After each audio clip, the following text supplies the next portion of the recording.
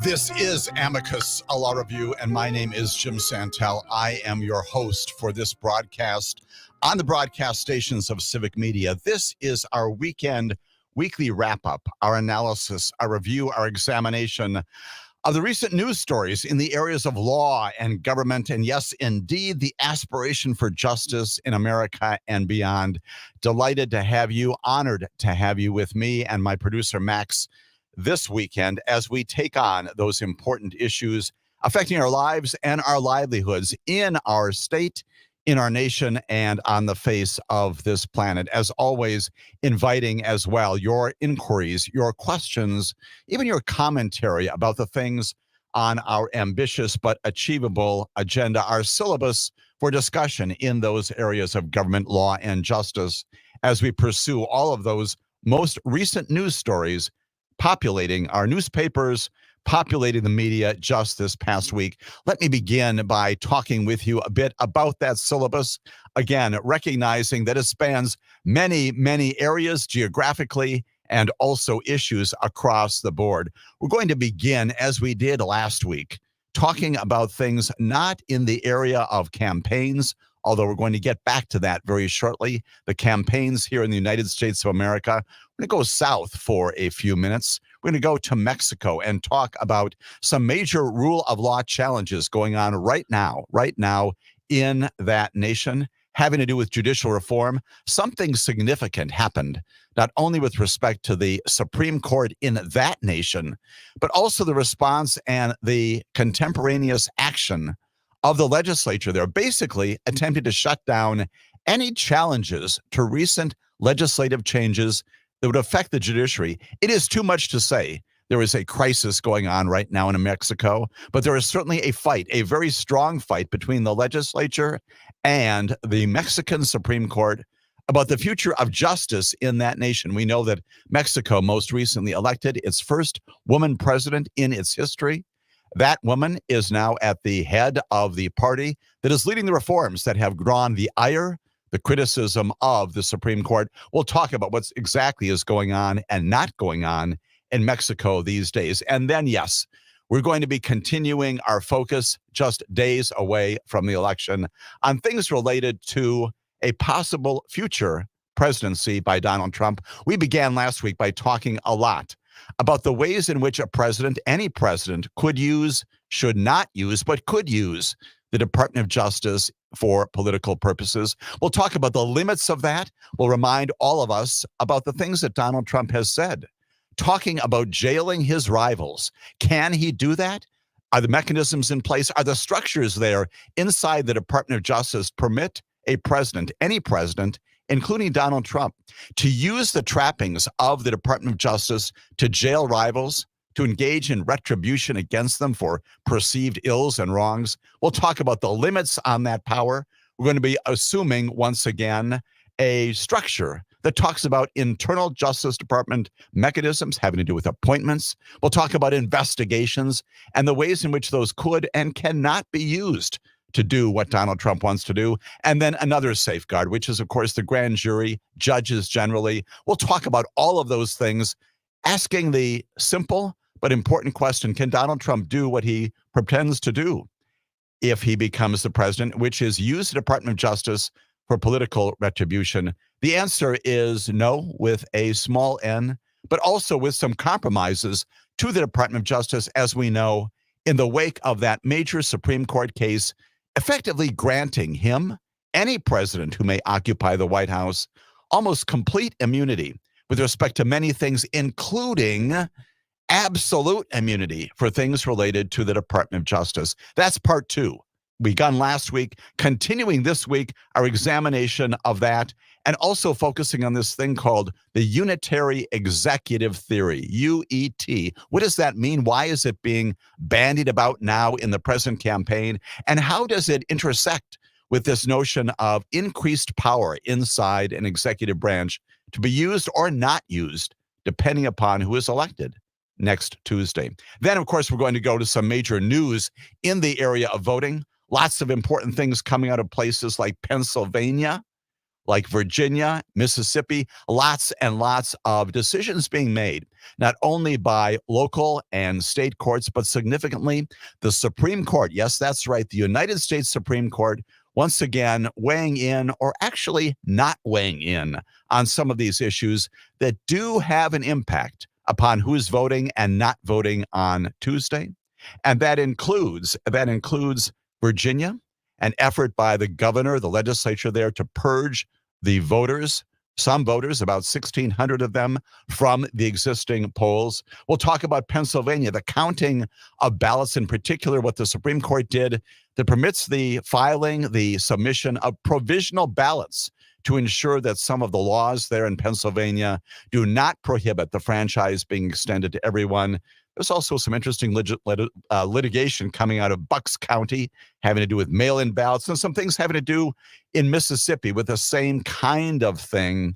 All of that going on in the courts just days, really even hours before the election itself is underway. Virginia, Pennsylvania, much in our news analysis this weekend on Amicus, a law review. And then necessarily, we're going to talk a little bit about what the Supreme Court is going to be doing this coming week, even as we're going to the polls and counting the election results. Supreme Court back in business this week. Additional cases. We'll tell you a little bit more about what those cases are all about. And then, of course, we know that regardless of what happens on Tuesday, regardless of what the ultimate result is, perhaps not realized, counted, fully acknowledged, and embraced until later in the week, we know that there are some things going on in November in the New York Manhattan Criminal Court. Yes, that's right. Judge Juan Merchan, lest we forget, has scheduled the criminal sentencing of Donald Trump for November 26, just 3 weeks after the election itself. Donald Trump previously having been convicted by a jury beyond a reasonable doubt of 34 counts of violations of New York state law involving fraudulent submissions, fraudulent records, false documents. All of that coming to a head, according to Juan Merchan, the presiding judge. He is going to sentence a defendant named Donald John Trump based upon that conviction way back in May, almost 6 months ago. Now, finally, a sentencing coming up right before Thanksgiving. That presumably will happen, regardless of whether Donald Trump is elected our next president or not. The judge going ahead in the context of Donald Trump, defendant, not president-elect or not private citizen. That is going to happen in late November. Another milestone, a stunning milestone in the history of America. All that coming up and more this weekend on Amicus, a law review. Delighted once again to have you joining me for our discussion, our engagement on these important pre-election issues here in the United States of America, affecting plainly Wisconsin, states beyond, and the entire world. And speaking of that, let's begin by talking about our world and rule of law issues in the context of what's going on these days in Mexico. We have talked about this before. We know that the Mexican legislature has recently, with the endorsement of the new president, her name is Claudia Sheinbaum, Sheinbaum, Claudia Sheinbaum, a major historical figure now, not only because of what she is doing in that nation, but because she is the first woman president ever elected to the chief executive office in that country. She and her party putting together some major reforms when it comes to the courts in Mexico, rule of law issues implicated, raising high the focus on what's happening with judicial decision-making and how judges are elected and appointed, selected in Mexico.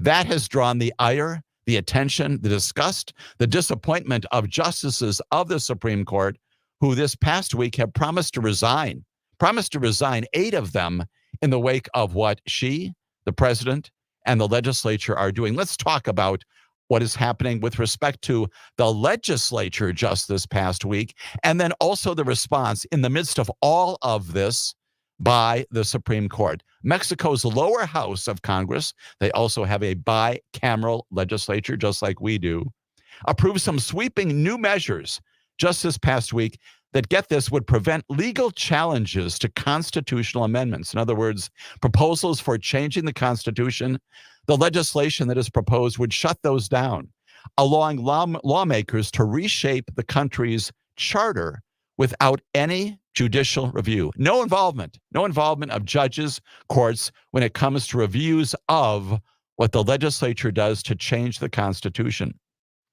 The bill itself, again, pending in the Congress there, already passed by the Senate last week. This has gone through the Senate and has been passed already, drawing criticism from lots of people out there, legal scholars, some human rights experts, very concerned about all this, who are saying it would bulldoze any judicial oversight of constitutional matters and hand the ruling party is called the Morena Party, Morena, again, led by the president, seemingly some unchecked, unfettered power to pass some really significant, profound changes to the laws governing that nation. The details, of course, of the bills are still subject to review, and this is still in the Congress in Mexico. But most state legislatures are expected to approve the measure in the coming days, meaning that this is going to go forward. And the move, of course, comes at a very tense moment in Mexico, as I've already described, in which the major branches of government are basically at war with a small w. Not physically war, but they are battling each other, battling toward a fundamental disagreement about who should be in charge of democracy and the republic, and how that is administered between the legislature and the courts. Now, how did we get here? Again, we've talked about this in the past. We know that the fight, this present dispute between the legislature and courts, and the objection to the ways in which this is being done, began basically when the Moreno Party and its allies won this landslide victory this past summer. And they used that power to effect and accomplish some major judicial overhauls just last month. And the new measure appears to be a direct response to efforts to block that overhaul. In other words, legislature coming back and saying, we're going ahead with these changes. Don't mess with this. Don't challenge us in court. And the latest salvo is exactly what we're going to be talking about as Amicus, a law review, continues to focus on Mexico and this fight between the Supreme Court and the legislature, having to do with the rule of law and the future of justice in the Mexican nation. Stay with me for all of that.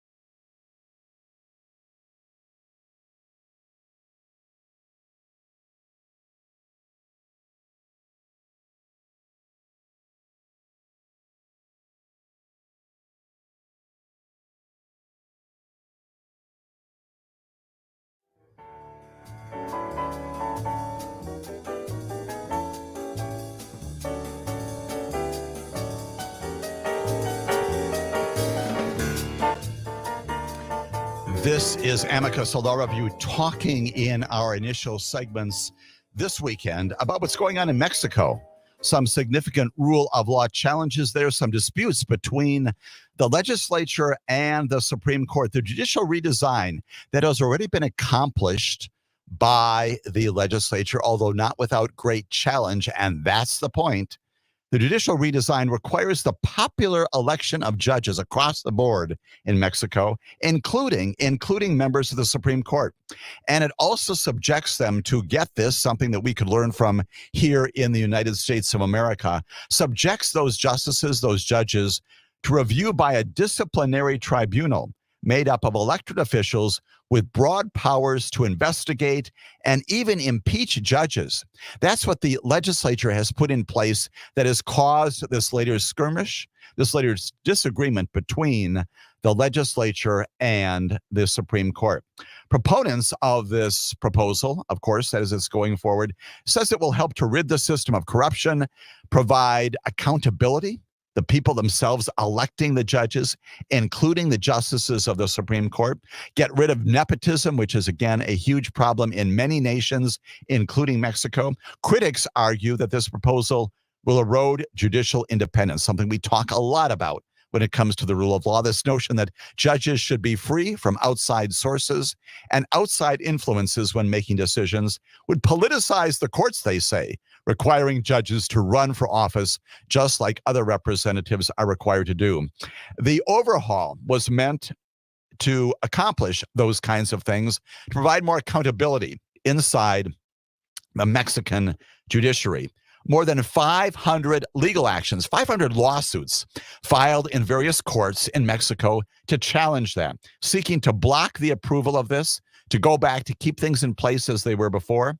The implementation opposed by various civil groups, politicians, judges themselves, all kinds of people out there litigating about whether or not these changes in Mexico's judiciary should happen. And that is what prompts the most recent activity. Instead of responding to those rulings and those attempts inside the courts to address what's going on there, the Sheinbaum administration has opted for a much more simple route. They've simply disregarded those and have said, we're going ahead, and the newest change again proposed and seemingly passing in the Senate and now soon the House as well there, is simply to say that all those challenges cannot go ahead. A legislative enactment that prohibits you from going into Mexican court to challenge the very processes, the principles that have already been put in place. Now, needless to say, that is also raising an awful lot of concern, challenge, disagreement, downright opposition, objection, outrage by an awful lot of people who say you can't shut down the courts. That's our remedy. And indeed, the other shoe that's dropping just this past week, in addition to that legislative attempt to shut down what you can do in Mexico to address these legislative changes, is that the Supreme Court has now responded.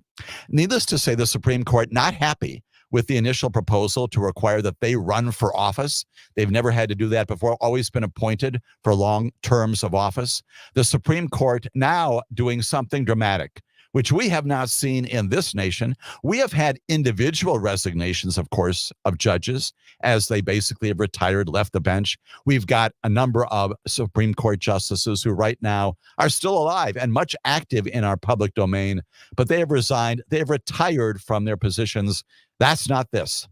In a terse, a very, very confrontational series of resignation letters sent just this past week, 8 of Mexico's 11 Supreme Court justices have said that they're going to step down from their posts instead of participating in this contentious election of thousands of judges in 2025, basically saying, we're not participating in this.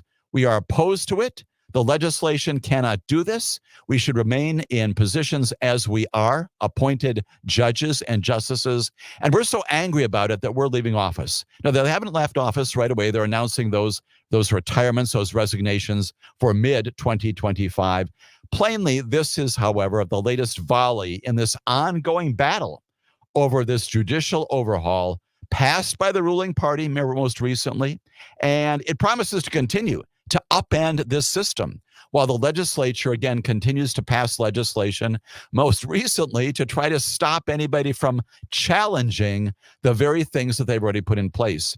The resignations follow these attacks on the courts by President Claudia Sheinbaum and other prominent members of her party who have alleged, once again, nepotism, corruption, the kinds of things that they say warrants the decision to make them elected judges as opposed to appointed judges. The redesign of the judiciary requires that all of the nation's judges be elected in 2025. subjecting them once again to discipline, to what we might call an ethics review, an ethics set of codes, some regulations there. Also, the subject of a huge amount of focus here in our nation as well, and requiring them to be subjected to investigation and even impeachment if they should act in a way that's contrary to a perceived judicial integrity system. Supporters again say that corruption will be addressed by this, and opponents say that it undermines independence of the judiciary there in Mexico. The dismantling of the judiciary is not the way forward. That's the comment by the Chief Justice of the Mexican Supreme Court. She says, this resignation does not imply my agreement with the separation from the position for which I was originally appointed until December 10 of 2030. That's Chief Justice Norma Pina. She wrote that in her letter of resignation. She said, but rather this is an act of congruence and respect for the constitutional text that governs us today. She's invoking the Constitution to say she is the one, and the other justices who are joining her in leaving the court, saying we're not participating in a system that's contrary to the rule of law, contrary to the Constitution. On the other side of the political aisle, if you will, the other side of the rule of law aisle are those members of the ruling party in the legislature who say, no, we have to do this. We've got to provide accountability for the judiciary. And to the extent that you think you can overrule us by a judicial intervention on that very issue of election and accountability, we're going to shut down any capacity for you to go into court and seek remedies against our action and in favor of the very people who presumably would be deciding those cases. It is complicated. It is a lot. And while it's too much to say it's a constitutional crisis, that's something else. That's a term that's overused and bandied about with great regularity here in our country and other places. It is a crisis. And we will continue to watch here on Amicus, a law review, those goings on in Mexico, reminding us that they are our republic, their republic, and the judiciary is a significant part of our system of justice, administration of rule of law, the delivery that government promises to us to provide redress of grievances in our courts. When these kinds of things happen, all of that is potentially compromised. No clear winners, no clear losers on this right now, but a continuing battle there in Mexico over the rule of law. And as the rule of law, of course, continues to be on the ballot here in America, this coming Tuesday, we'll turn back to America and talk about the prospect of using the Department of Justice to accomplish or not accomplish justice in our nation as Amicus, a law review, continues.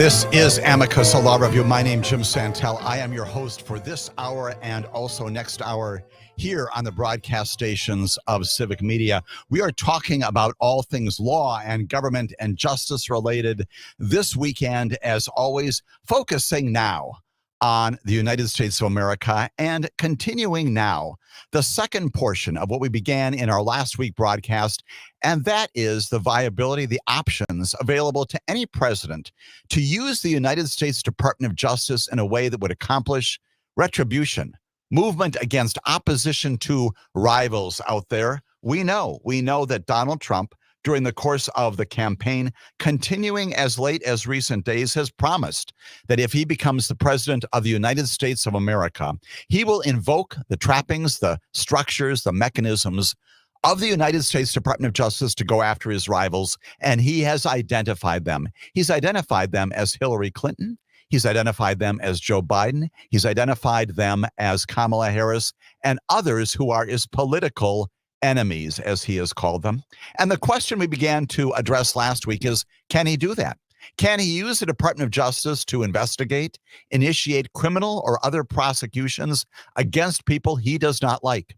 Can he upend the basic structures that have existed in the United States of America for 240 years and use those trappings to go after the people he does not like? The question, of course, raises as significant issues about structure and mechanisms.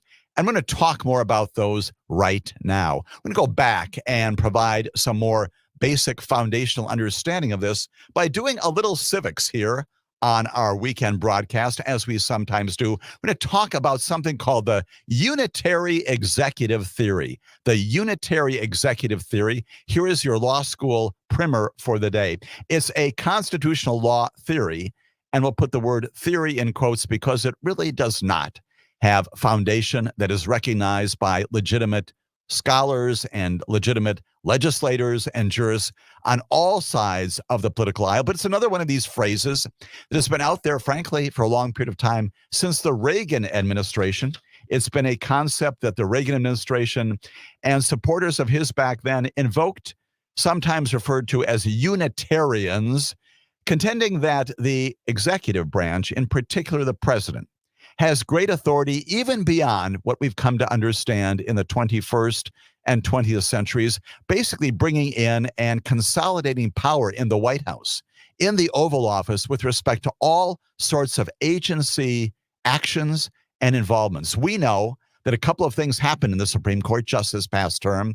We know that in that case called Loper Bright Enterprises, we've talked a lot about on this broadcast, the Supreme Court stunningly overturned about 40 years of history and said that judges, federal judges, no longer have to or should defer to the wisdom, the expertise, the insight, the background of experts, people who know what they're talking about inside of agencies. It was an attempt to say, you know what? Those agencies don't know what they're talking about, and judges do. That's Loper Bright Enterprises changing the way in which America works, in which you are engaged with those agencies.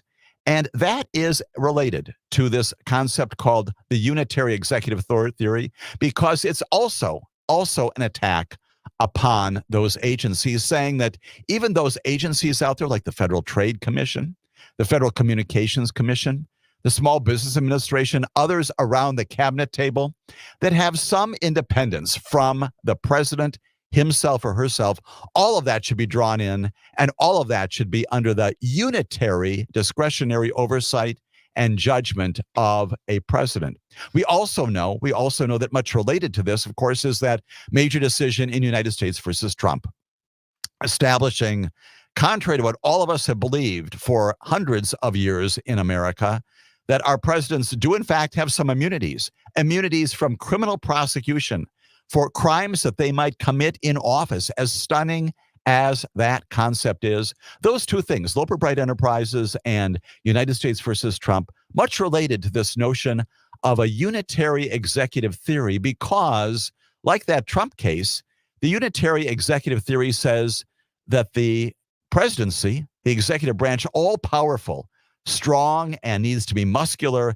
And therefore, this notion that somehow there should be some independence some separateness from the White House among other agencies. We can't be having that. And so the unitary executive theory basically says that there is an expansive interpretation under the Constitution that aims to centralize power over the government in the White House.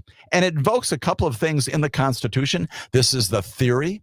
These are the predicates for this notion. The vesting clause of Article 2, perhaps most cited in favor of this kind of strong executive, says just this: the executive power shall be vested in a president of the United States of America. And the interpretation there is just this, that the executive power includes agencies, includes administrative actions. And if that is vested in a president, that means, according to this theory, that the president has control and authority and responsibility over all of those agencies, many of which, to greater and lesser degrees, are independent of the presidency. That's the vesting clause that people point to justify this unitary executive theory. There's a second portion of it, which we have also talked about at great length on this broadcast, and that is the take care clause.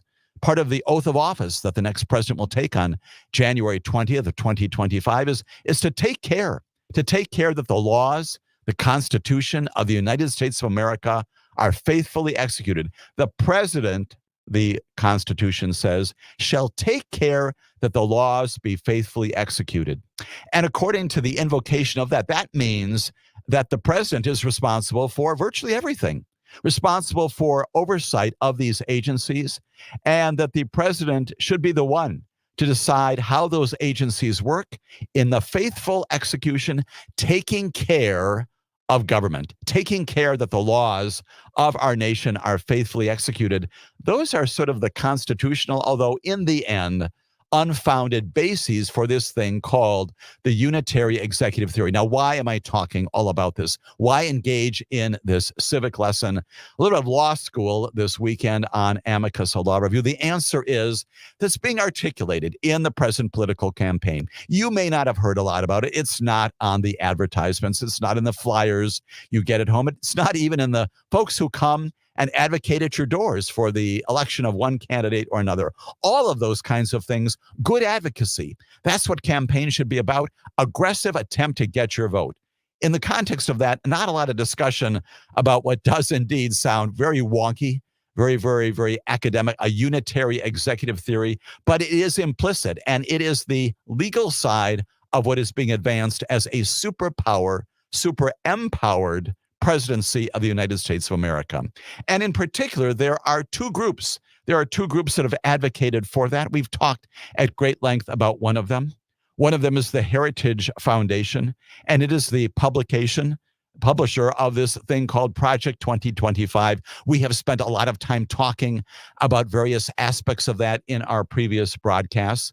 There is a second group that we began to talk about last week as well that likewise embraces this unitary executive theory in Project 2025 and in a second publication called the America First Agenda. The America First Agenda by another group similar to but different from the Heritage Foundation. That group is called the America First Policy Institute. It also is one of these think tanks. It's one of these groups that is formulating what a Trump administration would look like, and it embraces directly and indirectly the unitary executive theory. It contemplates that inside what is admittedly a much slimmer version of Project 2025 in a document called the America First Agenda.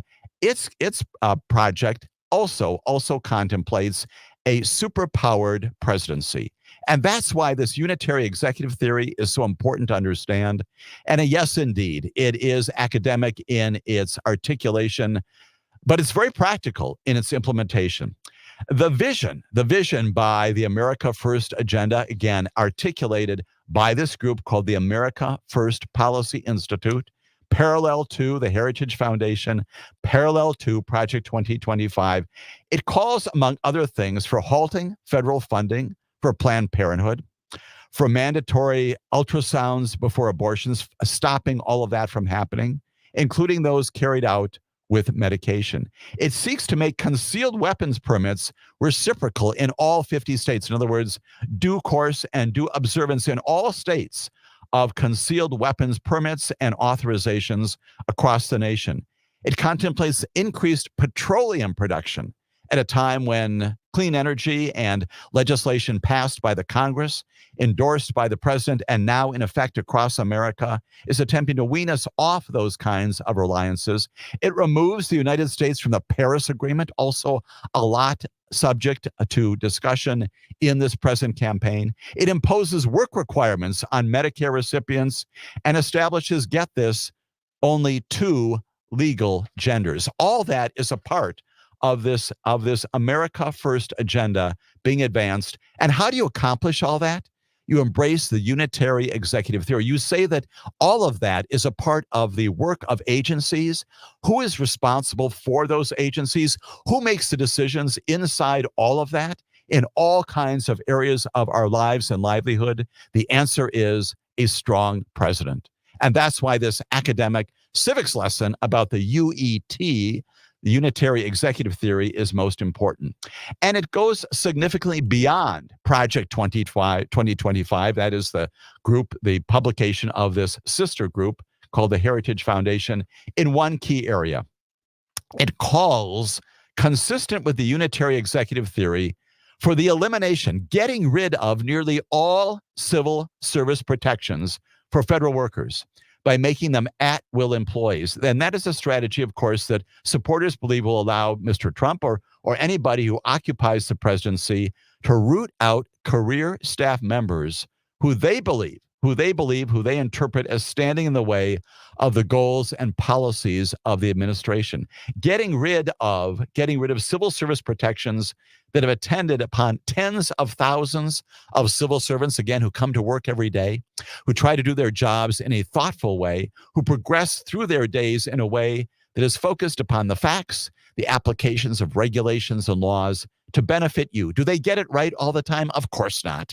There are times when they make mistakes, and that's why you've got the courts. That's why you've got the ability to appeal their decisions. This proposal to limit civil service protections is also a part of the unitary executive theory. This notion that we can get rid of people inside the agencies who might be contrary to our particular views inside the White House, those of the president. The Institute's policy book states this. It says agencies should be free to remove employees for any non-discriminatory reason with no external appeals, turning them all into at-will employees.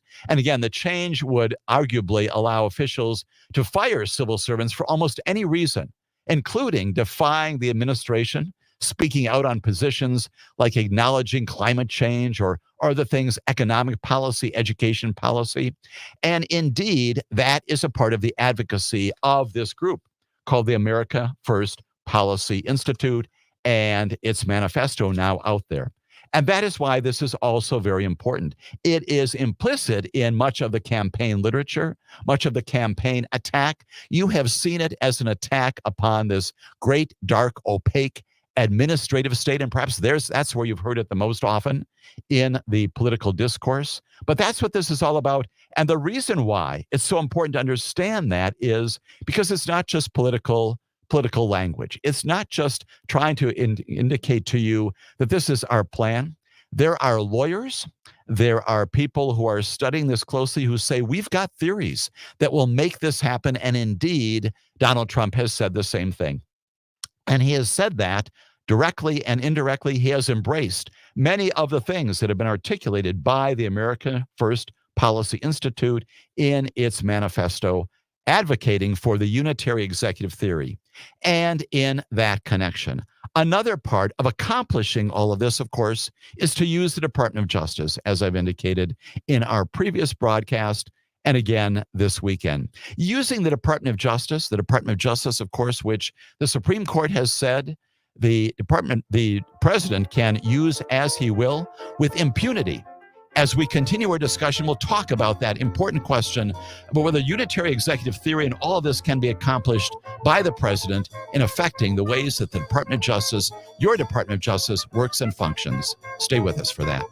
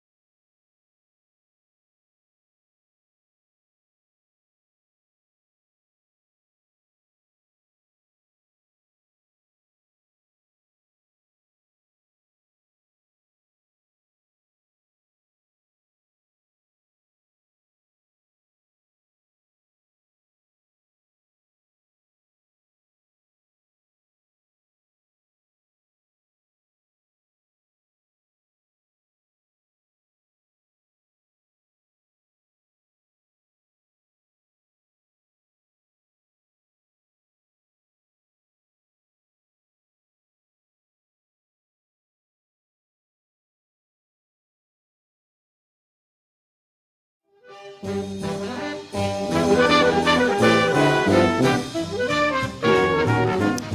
is Amicus, a law review. We are spending our time this weekend talking about the implications articulated by the Trump administration of what Donald Trump will do if and when he becomes the president of the United States of America. Embracing not only this so-called academic theory, it really isn't academic. It's really not founded in an accurate or even tempered application of the Constitution. But there are people out there who say that it is, and that it does have legs, and it would be a part of the cornerstone of a Trump administration. A part of that, the implementation of all this, the consolidation of power inside a unitary presidency inside the Oval Office, getting rid of the discretion previously vested by the legislature in our agencies across the board. Part of that is also changing the way in which the president and the Department of Justice work and operate. We know from our previous discussions that the tradition in both Republican administrations and Democratic administrations, not without exceptions, especially in the previous Trump administration, nonetheless, the tradition has been an arm's length relationship. Can a president describe and prescribe for an attorney general the broad scope of things that he or she wants the Department of Justice to do? Absolutely. And so presidents can and do campaign and say, I want my Department of Justice to focus more on antitrust issues, more on tax issues, more on environmental issues, more on civil rights issues, more on civil issues regarding all sorts of things related to the administration of civil laws in America, more on immigration, all kinds of things, law enforcement, policing issues. Those broad things can and are appropriate for a president to articulate in direction to his or her Department of Justice. And that's what good presidents have done in the past. What they haven't done is use the Department of Justice for particular prosecutions of rivals. And that is what distinguishes Donald Trump from all the other presidents, Republican and Democrat, who have gone before him. Donald Trump has said that he is going to go after his political rivals. And the question is, can he do that? Are there things inside the Department of Justice that would make it possible for him to accomplish what he is saying on the campaign trail? The preliminary answer is no, but with a small n. Can he change the department? Absolutely. Can he accomplish ultimately his goals? We'd like to think not, because there are still sufficient safeguards and guardrails out there to prevent that from happening. We'll talk about all of those. But let's talk about what the president can, in fact, do. Well, we know, of course, that the president has great authority when it comes to appointing people to the United States Department of Justice. That includes an attorney general, the second in command, the deputy attorney general. Right now, her name is Lisa Monaco. You know the attorney general. His name is Merrick Garland. There is an associate attorney general responsible for civil litigation. There are all sorts of assistant attorneys general who are responsible for all of those kinds of other areas, like tax and like environment and like civil and national security and antitrust, all kinds of things out there. And all of those are appointed by the president. And they can, in fact, be encumbered by what Donald Trump has said would be people loyal to me, people who may have the qualifications, but would also be beholden to a president. And so the president does have authority to appoint those people. Of course, that would give him access to a vast machinery inside the Department of Justice, including criminal law enforcement. And that, of course, also includes 92 United States attorneys around the nation. Under the Obama administration, I was honored by you and by the president, by Attorney General Eric Holder, to serve as the United States Attorney for the Eastern District of Wisconsin in that term. And it comes with the oath of office to uphold the law, to administer it apolitically in a nonpartisan way. Those people, those U.S. attorneys, like the people at Maine Justice, those assistant attorneys general and others, could be regarded as loyalists to the president himself. Now, what is the big check? What is the big check on all that? Of course, it is that the Constitution says that those people can only be appointed upon the advice and consent of the Senate. My nomination by President Obama was subject to review by, and it was confirmed by the Senate. And so there is that check. And depending upon who you, the American public, those of us in Wisconsin, states beyond, send to the United States Senate a third of the Senate up for election this coming Tuesday. Depending upon who you send to the Senate, that advise and consent responsibility is going to be used seriously or not. And depending upon the majority of the Senate, it is possible that loyalists in U.S. attorney positions, in those other assistant attorney general positions at Main Justice, could be subject to easy and quick advice and consent by a Senate that is consistent with and in concert with a president who wants to place his loyalists in those positions.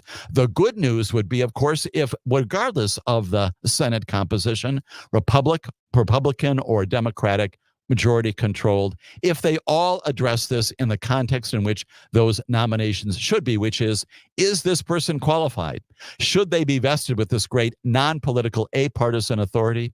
But with a Senate that is in the same party as the presidency, that process could be much easier to appoint loyalists and keep people in those positions who are loyal to the positions of the president. One of the most powerful appointees within the Justice Department is the FBI. People forget sometimes that the FBI is a unit. It is an agency of the Department of Justice. It's not an independent authority. The director of the FBI right now, his name is Chris Wray. He reports to the Attorney General of the United States of America, along with many other agencies like the ATF and the DEA. All sorts of other criminal investigative authorities report to the Attorney General. Now, why is that important? Well, again, the directors of the FBI serve for 10-year terms. But as president, Donald Trump could break that norm, could fire Chris Wray, as he's done before. We know that Donald Trump fired Wray's predecessor, James Comey. Remember that? In 2017, you could fire that person. And of course, the possibility of appointing there, again, subject to Senate confirmation, a loyalist to you.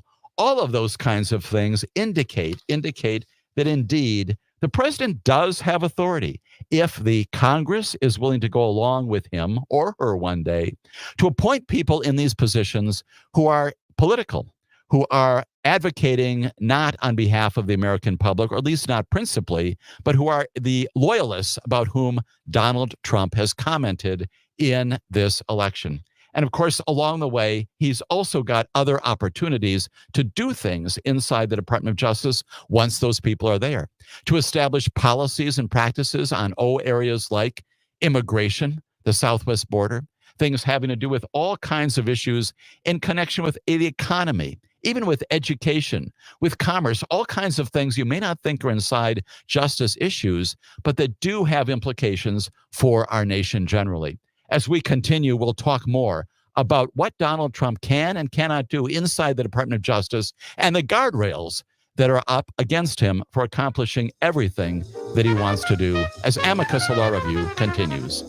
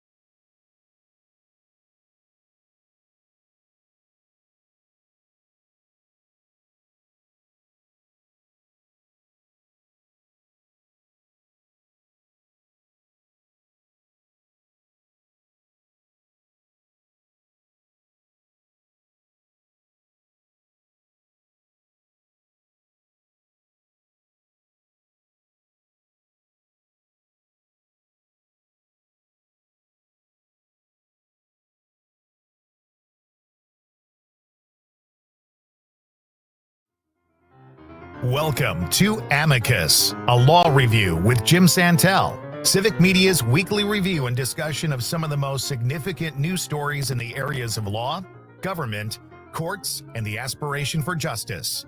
And now, here's your host, Jim Santelle. This is the second hour of our weekly broadcast about all things government-related, court-related, rule of law-related.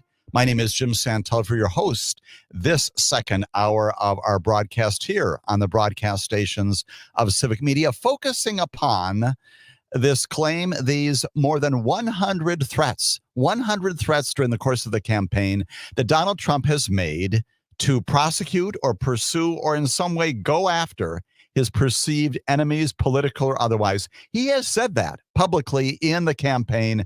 He's going to prosecute those people who are in opposition to him, asking and hopefully answering somewhat the question of whether or not he can use the Department of Justice for that purpose. How successful could he be under the present structures of our Constitution, under the laws of our nation? Can he accomplish that?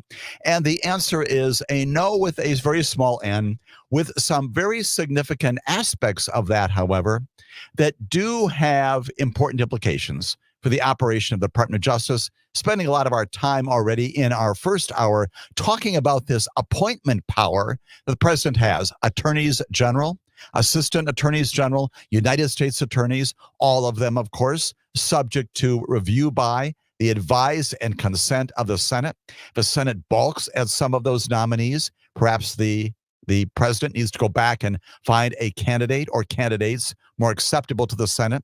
But again, depending upon the composition of the Senate, that body too could endorse the appointment of what Donald Trump has called political loyalists in the position of the Department of Justice, who would effectively carry out his and not the independent Justice Department initiatives.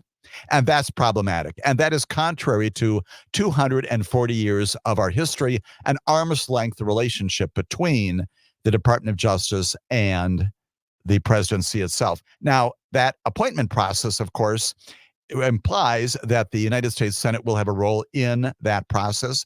But there is a certain vagary, a certain aspect of the law that also gives Donald Trump and every president at the start of his or her presidency some leeway with respect to putting people in place who may not have gotten Senate confirmation yet. Now, what does that legislation say? Basically, it says this: if there are vacancies, as there certainly would be in the first portions of any administration, as people leave those positions, go into private practice, do other things out there, those vacancies, and under the law, they could be filled.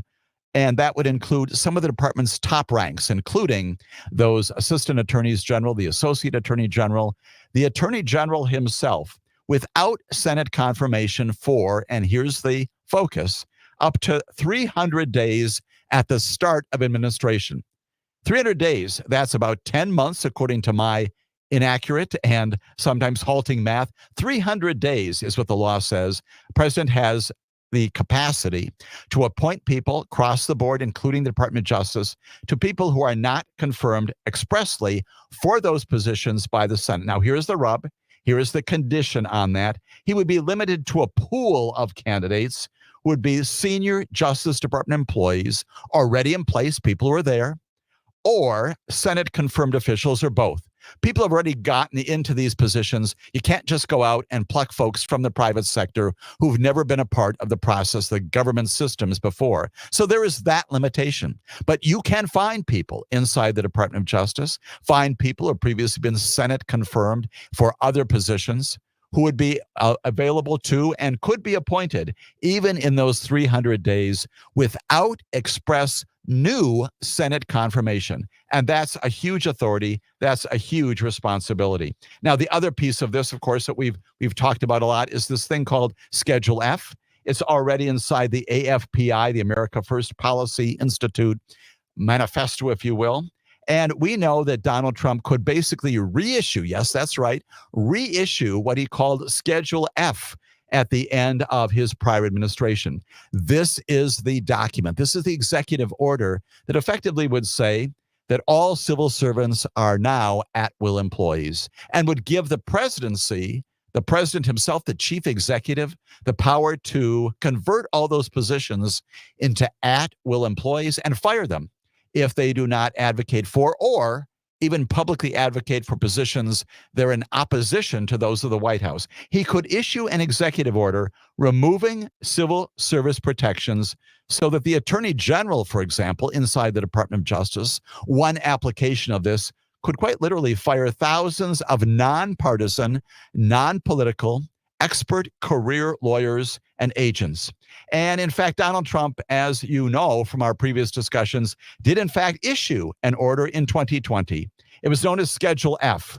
And it's a part of Project 2025. And it's a part of the project of the America First Policy Institute to put that back in place.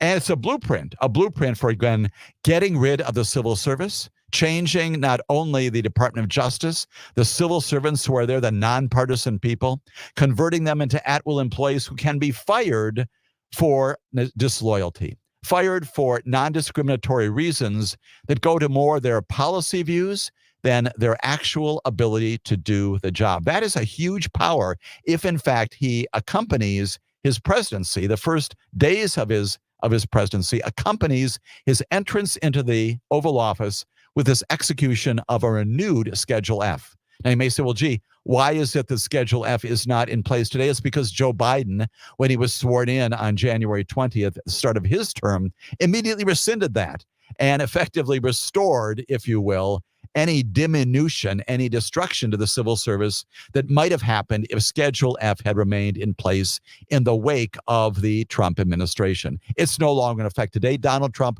could take it off the shelf once again, reissue it, and change civil service under these proposals advanced by the Heritage Foundation, by AFPI, and do that with an executive order. How is that implicated with the Department of Justice? Again, changing the agents, changing the lawyers who are supposed to do their job based upon the law and the facts, independent of White House prerogatives, change them into at-will employees, fireable by an attorney general, by a president, if in fact the president does not like what they're doing, views them as disloyal to his or her particular prerogatives. Now, there are some major ways then that the president can change the Department of Justice, putting in place for a term or for the consistency of his entire administration, people who are loyal to him. That Trump versus United States opinion on July 1 further underscores the authority of a president almost unfettered to engage in communications and engagements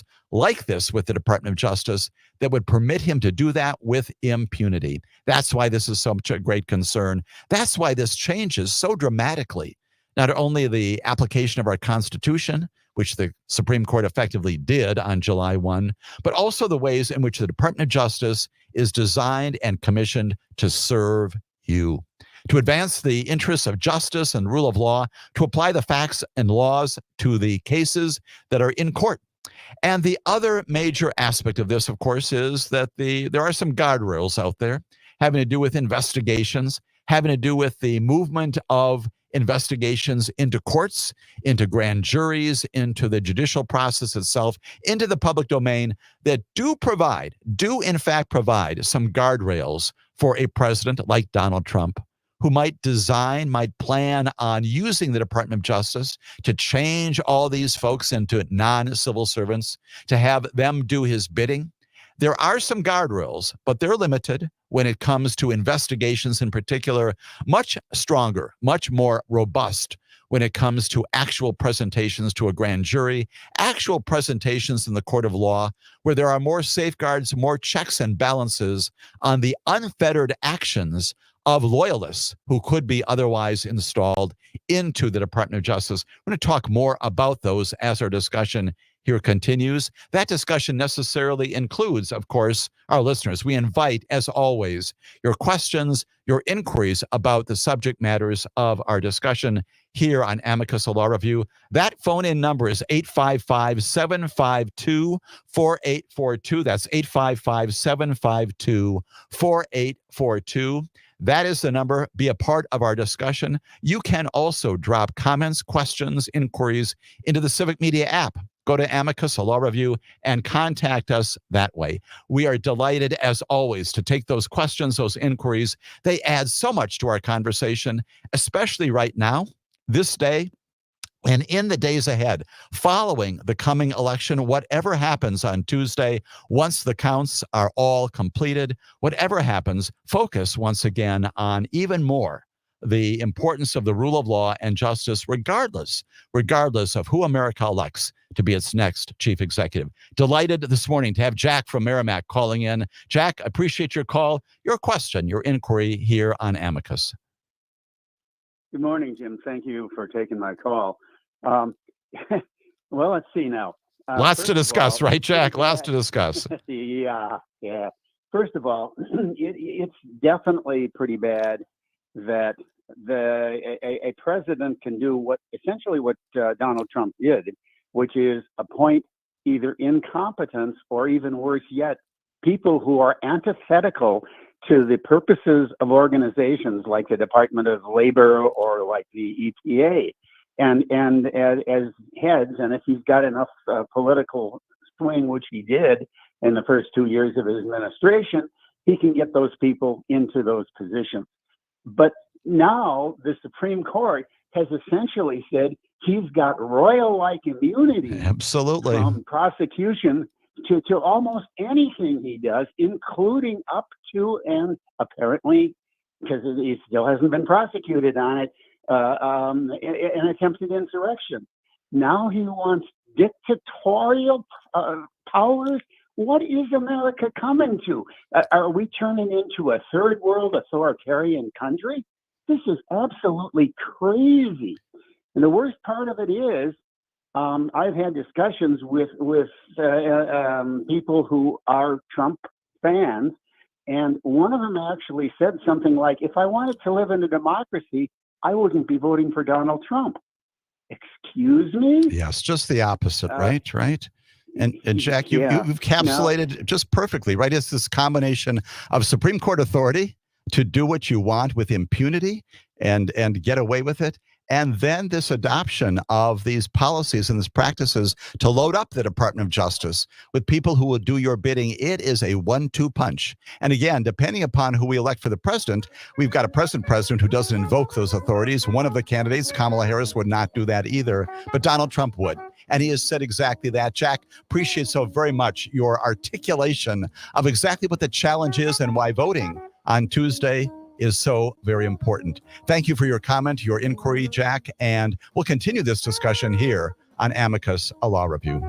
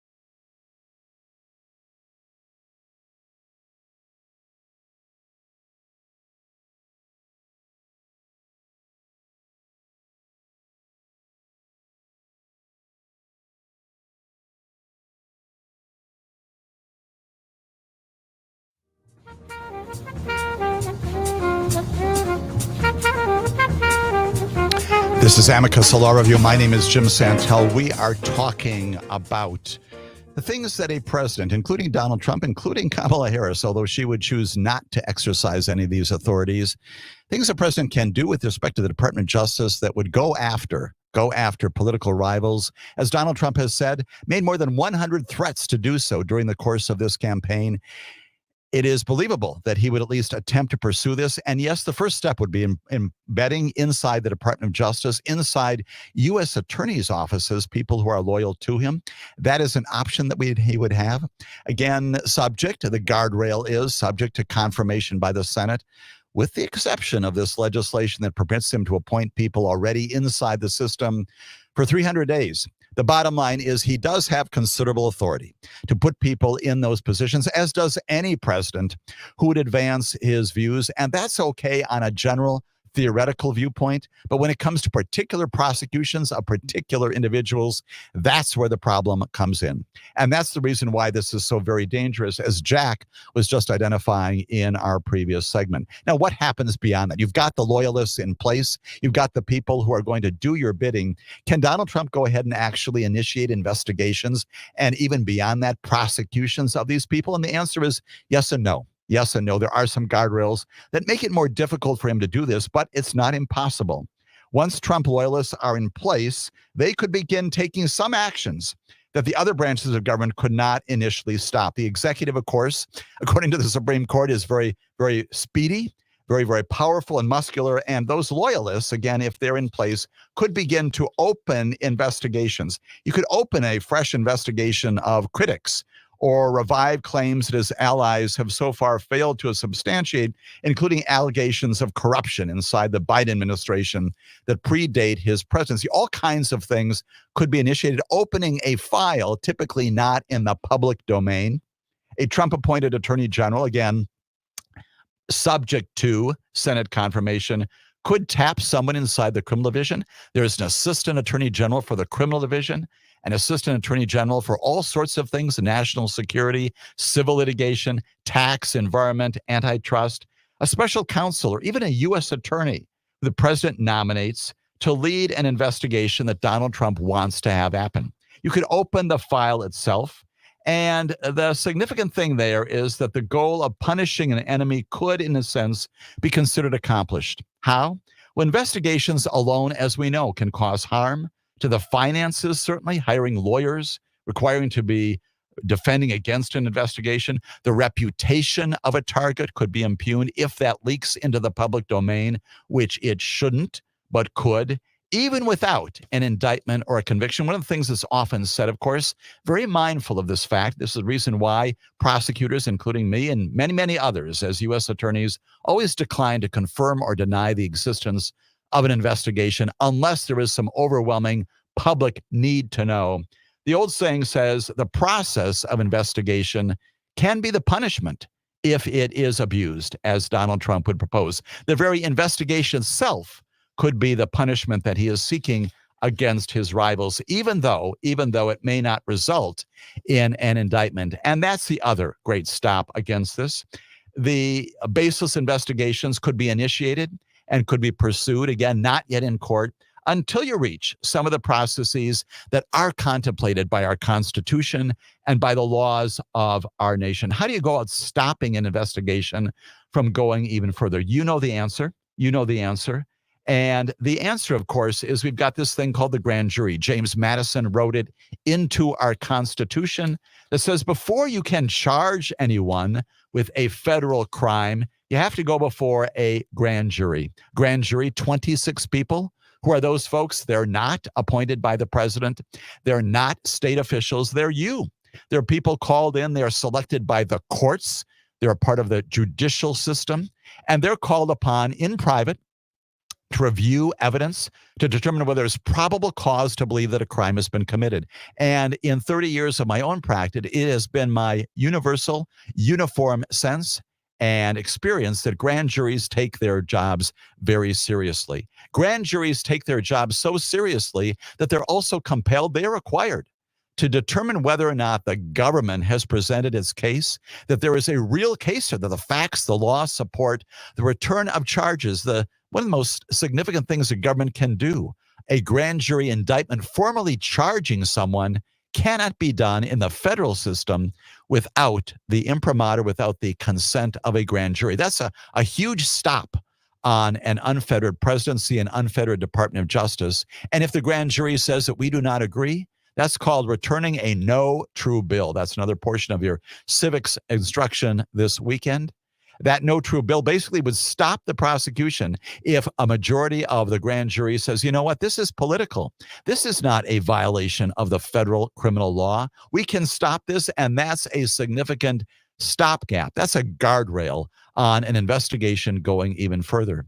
Now, that's not to say, of course, that the investigation itself already indicated would not have its implications. You hire attorneys then. You defend against the investigation even as it is going before the grand jury. But grand juries, for the most part, are competent and they are responsible and they are a significant, that's what James Madison wanted them to be, a significant restraint on the capacity of an executive branch to do exactly what Donald Trump wants to do. Of course, we've also got other mechanisms to stop that. We've got whistleblower protections inside the Department of Justice. In that connection, there's also a unit called the Office of the Inspector General.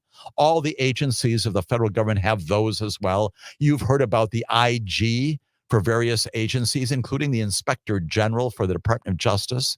They're a quasi-independent group of lawyers and agents and investigators who they look internal to the Department of Justice and determine whether or not there have been violations of basic practices and conduct inside the Department of Justice. The Inspector General could, in fact, pursue investigations of politically motivated, partisan-based investigations. That's another stopgap on all this. And that's the reason why, even though the president has huge numbers of appointees that he can make, subject to Senate confirmation, the investigations could be initiated, files could be opened wrongly if, in fact, they're motivated only by political animation.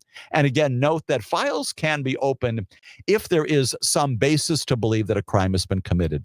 It is not the case. It is not the case. And it is a violation of the oath of office for any of those appointed people, U.S. attorneys, assistant U.S. attorneys who, yes, are civilly service protected up to now anyway.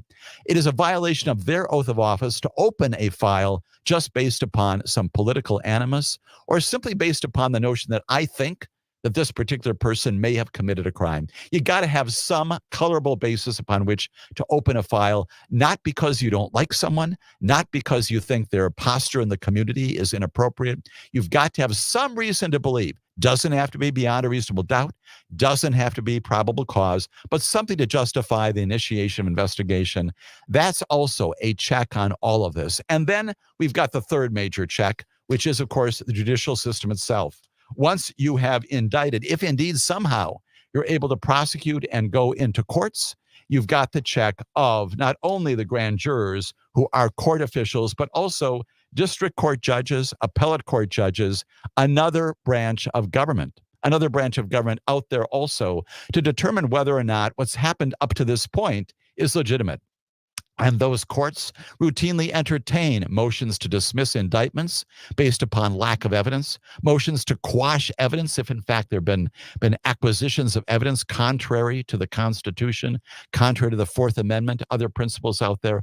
All of that is also a stopgap. We'll talk more about that as Amicus Law Review continues in our discussion of whether or not the Department of Justice and other trappings can be used to go after political rivals of a sitting president.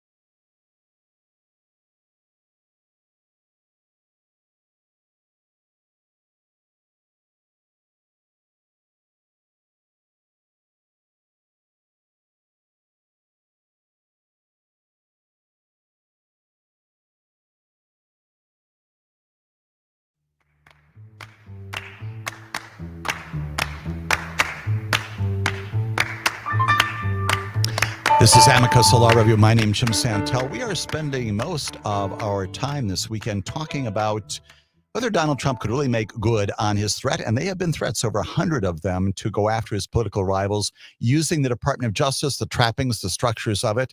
And the answer is yes, he can appoint loyalists. He can appoint people who would do his bidding, establishing policy. And that's no small thing. That's no small thing. And it would affect and dramatically change the content, the atmosphere, the structure, the geography of the Department of Justice, undeniably. Question whether or not he would really be successful in prosecuting. Whole bunch of safeguards on that, guardrails on that, the grand jury being one of them, whistleblower protections inside the Department of Justice, people coming forward saying, you know what? This kind of thing is going on. It's partisan in nature. Of course, the big one is the grand jury system before an indictment can be issued. It's got to go through that rubric. That got to go through that process of getting a grand jury to agree with you. And again, my strong sense is that grand juries, part of the judicial system, but also independent and make their own determinations. And indeed, there are times when grand juries say no. And that's what they should do. That's a part of our system. So those checks are there. And then, of course, if there is some way, if somehow all of those stopgaps are not effective and it gets into the tribunal of a public entity, that is the federal trial courts, then you've also got the check and balance of what we'd like to think is also an independent judiciary and defense counsel, who play a very important part of their responsibility to defend against both legitimate and, frankly, if this happens, illegitimate charges. They can bring motions to dismiss based upon lack of evidence, motions to quash evidence improperly gotten, motions to dismiss indictments based upon the nature of the charges, based upon the fact that it's not founded in a federal statute, all kinds of things. Defense counsel play a major role in defending against this kind of thing. And of course, they're appearing in front of whom? They're appearing in front of federal district court judges, ultimately appellate judges also, who also have standards and practices apart from, but related to the Department of Justice, apart from the decisions by prosecutors to prosecute. They've got an independent responsibility to look at those cases and determine whether or not they should be in court. And they've done that in the past in those very rare instances where indeed there is something about the prosecution that's not properly stated. Judges can, in fact, dismiss counts. We saw that recently, not because of political animation, but Judge Scott McAfee in that case pending in Georgia, Fulton County, dismissing some counts there because he said, you know what, the indictment here does not properly place Donald Trump and co-defendants on notice of what they have committed, the crimes they have undertaken. And so he dismisses those counts. That's our system at work. You can disagree with that. Fani Willis, the prosecutor, is disagreeing with that, taking that up on the Court of Appeals. But that's the process. It also provides a protection against an unfettered Trump administration, an unfettered attorney general who might choose to use the authorities of his or her office in a way that's contrary to the basic trappings of the Department of Justice. Of course, we also have a Supreme Court. And the Supreme Court itself, of course, is this entity that has recently issued this major opinion. Great trouble for the future of America should a president choose to exercise the powers given to him or her by that July 1 decision. Concerns that I have less about the trial court judges in America, the appellate court judges in America, and more concerns about a Supreme Court these days, the highest court in the land. That court has plainly delivered to Donald Trump 3 different victories during the course of just the last term. Number one, finding that he can, in fact, be on the Colorado primary ballot and other primary ballots around the country. Secondarily, finding that indeed, when it comes to this Fisher case, that the statute charging Donald Trump and many, many other people on January 6th had to be narrowly viewed.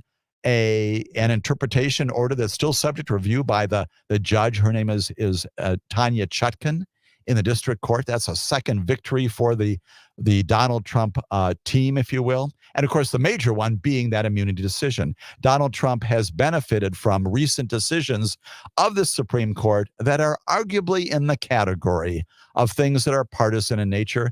An awful lot of people looking at the Supreme Court today, as it's got record low levels of approval, saying that it has become a political entity. That's a matter for reasonable people to disagree about.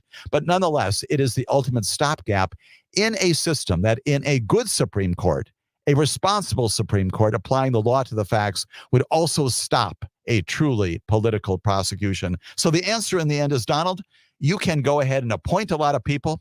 You can initiate programs and projects in areas of importance like immigration, like law enforcement, like policing, all kinds of things inside the ambit of the Department of Justice. But you're going to find some difficulty when it comes to actually prosecuting people, even if you investigate them, begin that process down the road. All of that a part of what will be determined on Tuesday and beyond as we count the votes, figure out what the Electoral College says to us, and determine whether a next president would invoke these kinds of opportunities that Donald Trump has said he will invoke inside the Department of Justice with some authority of our United States Supreme Court. The coming election, of course, also prompts courts out there to engage in decision-making about the trappings of the election itself. And there are many cases around the country, state courts, federal courts, that are addressing right now the terms and conditions, the circumstances under which voting in particular states will take place. Why does that happen? Why do we have all sorts of different rules and regulations being implemented around the country? And again, it's constitutional. It's James Madison stuff.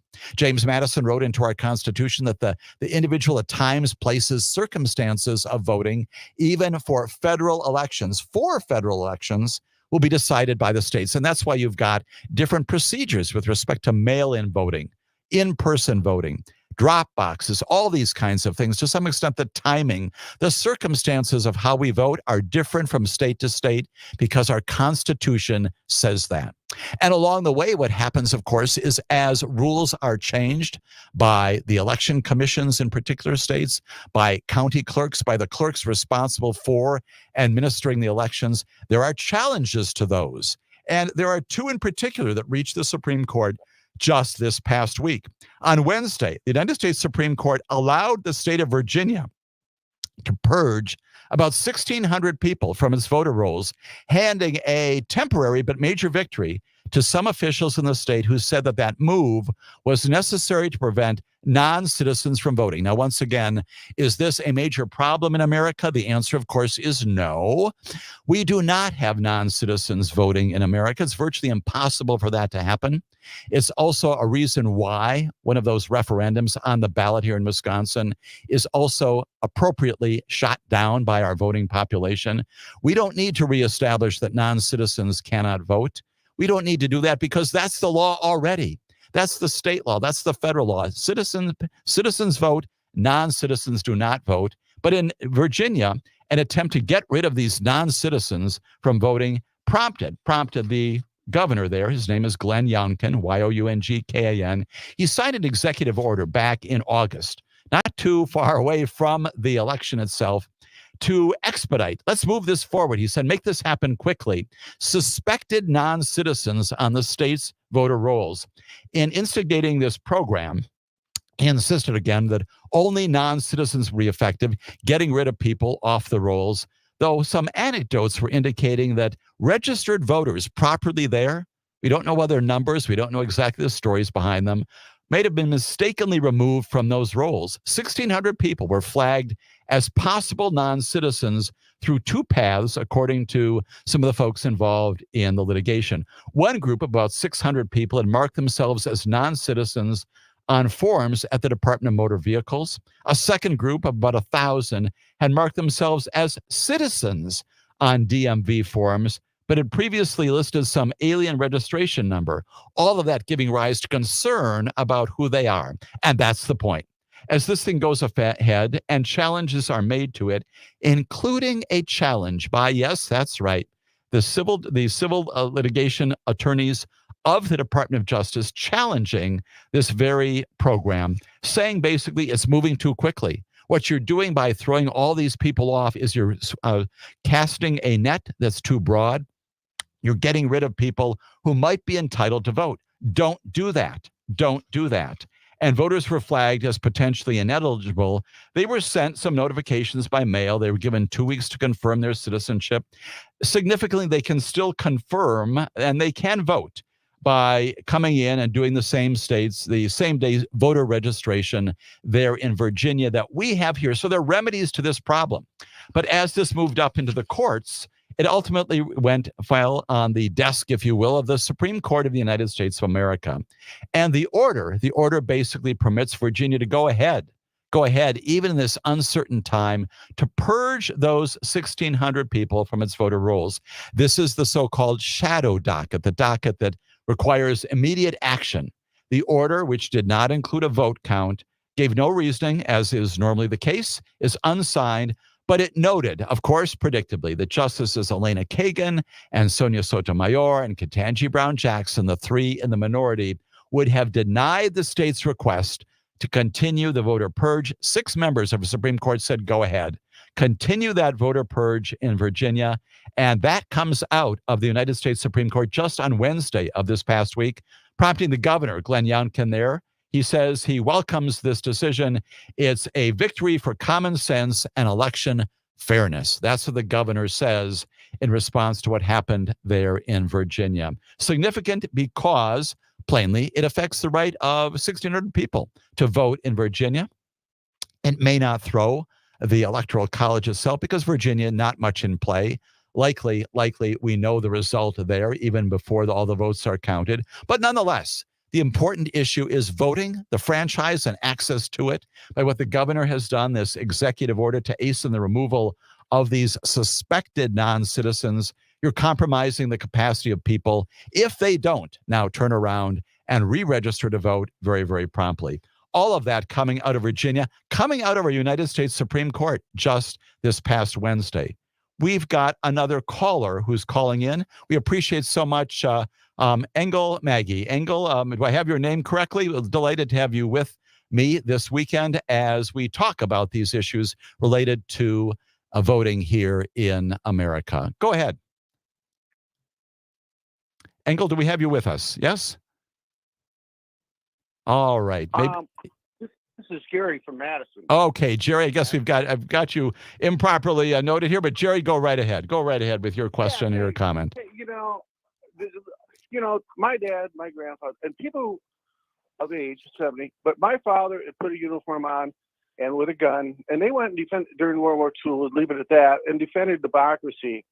For people my age and sons and daughters of people who went to war, died, thousands of them, to vote somewhat anti-democracy Republicans or anti-democracy Trump is nuts, and it's insane. That's all. I'm going to leave it at that. Thank you. And Jerry, appreciate the comment. And again, son of someone, and you, I'm assuming that you heard your stories, your father coming back, defending democracy overseas, defending democracy around the planet. We benefit from that to this day, and from the sacrifices that your dad and many, many other Americans made to preserve this republic. And now to have it undermined, as Jerry, you just said so very well, by people invoking theories and practices and policies that would try to undermine the very contributions that your father and you and others continue to make to our American experience. It is not just problematic. It's not just contrary to who we are, but it's a reason to go to vote, to make certain that it is not a part of our future come January of 2025. Appreciate very much the comment, Jerry, coming into our broadcast this weekend. The Supreme Court is busy again in this period of time, not only focusing on things having to do with the election there in Virginia, that again removes from the rolls 1,600 people subject to their re-registering in advance of the election. Supreme Court also focusing on Pennsylvania.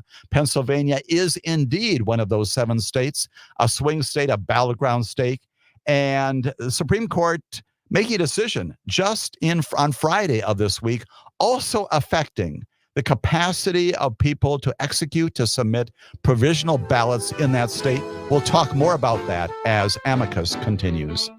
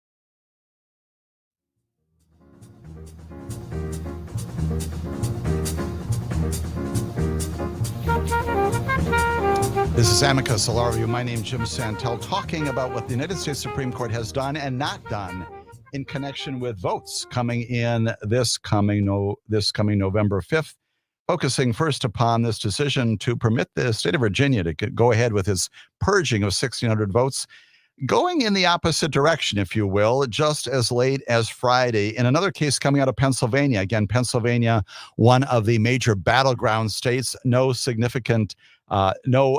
great significance, no decision here to stop something from going ahead there. Supreme Court on Friday clearing the way for some voters in Pennsylvania whose mail-in ballots, and that's the focus of this challenge coming up to the Supreme Court, the mail-in ballots deemed invalid, permitting them to cast provisional ballots in person, effectively rejecting an appeal not to count votes.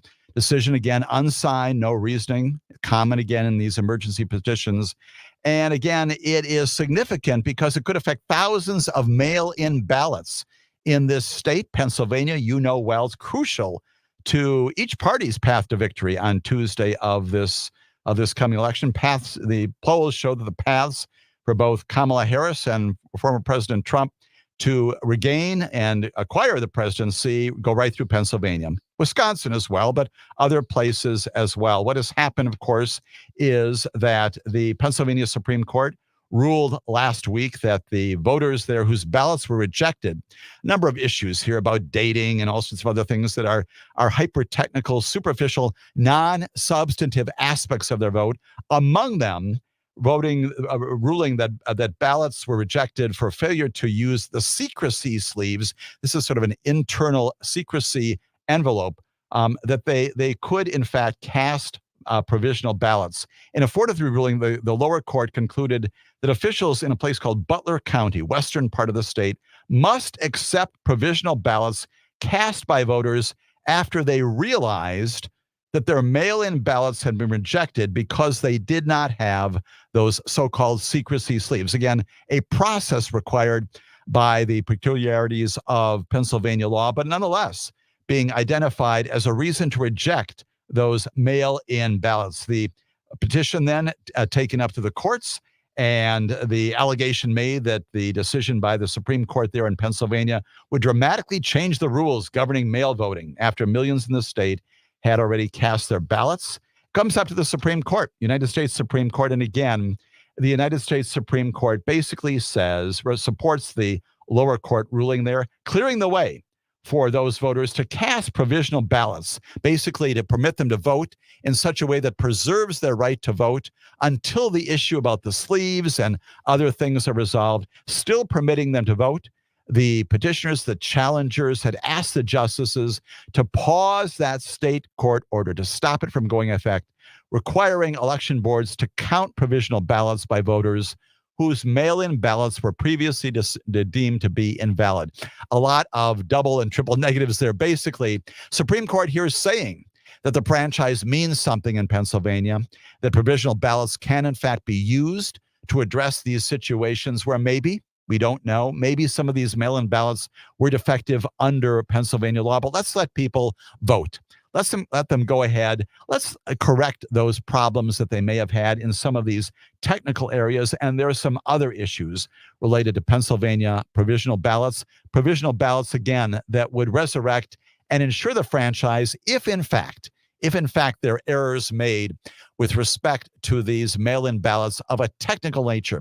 In all these cases coming out of Pennsylvania, nobody alleging that the ballots themselves were cast improperly, that somehow they're the subject of fraud. We're talking about technical, but nonetheless legal problems with some of them that can be identified to prevent the counting of those mail-in ballots. The Supreme Court just late Friday is saying, no, go ahead, give them those opportunities to submit provisional ballots and figure out whether or not their votes should count, even as you're going ahead, Pennsylvania. Why is that significant? It is significant because, once again, Pennsylvania, unlike Virginia, is a battleground state. And it may well be that the thousands of voters who might have otherwise been disenfranchised by virtue of what the petitioners, what the challengers to this process have been articulating, if they had been disenfranchised, that could make the difference. That could make the difference in the electoral vote, the college vote coming out of Pennsylvania. And ultimately, as you all know well, Pennsylvania, like Wisconsin, like the other states, also in the swing state category, could make the difference in sending either Donald Trump or Kamala Harris to the White House. And so we've got this past week a bit of a split record, if you will, in Virginia. Go ahead and purge those voters again, requiring them, if they want to go in and re-register and vote. But in Pennsylvania, somewhat in the opposite direction, affirming the right to vote and permitting provisional ballots to overcome any identified problems in those cases. Many other courts around the country addressing right now specific issues that happen, again, because it is a matter of local and state and clerk-specific rules and regulations, election commissions making those decisions in the states about how it is the particular voting processes will go ahead.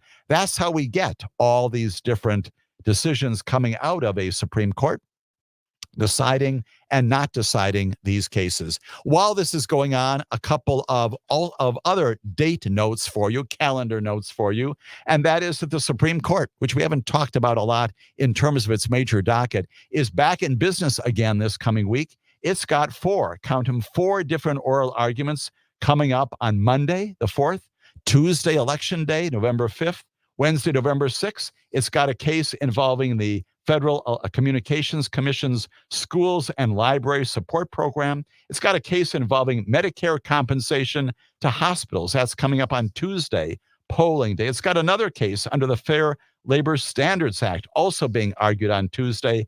And on Wednesday, a case involving a class action lawsuit alleging securities fraud on the part of Facebook and corporate disclosures to shareholders. All of that coming up to be argued by the Supreme Court, even as we're going to the polls. Early voting, absentee voting on Tuesday, and then yet this final Facebook challenge being entertained in oral argument on Wednesday. And the other date, also important to note, is that after the election, as we continue to observe what happens, we'll talk a lot about that in our broadcast next weekend, November 26th. Regardless of what happens on November 4th and days following, Donald John Trump, a defendant in that case in Manhattan, scheduled to be sentenced by Juan Merchan for his conviction for 34 counts of violations of New York law.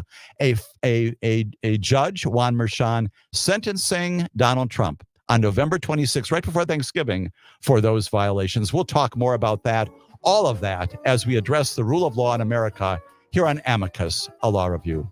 Vote, everybody, if you haven't already, on Tuesday, and revel in American democracy.